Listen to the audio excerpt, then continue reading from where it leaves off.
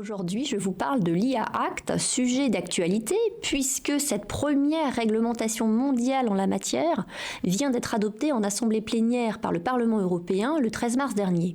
Alors ce texte, il a vocation à accompagner les entreprises, à promouvoir l'IA et l'innovation, à maintenir la compétitivité des entreprises européennes notamment, mais tout en essayant de l'encadrer afin de limiter les risques pour les droits et libertés des personnes. Ce texte, à qui s'applique-t-il ?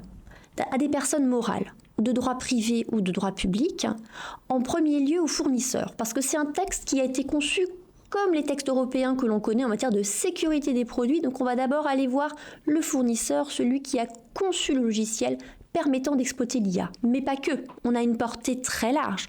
Le texte va viser l'importateur au sein de l'Union européenne, le distributeur, mais aussi le déployeur, celui qui va exploiter l'IA et qui est défini de manière très large, comme la personne utilisant l'IA sous sa propre autorité.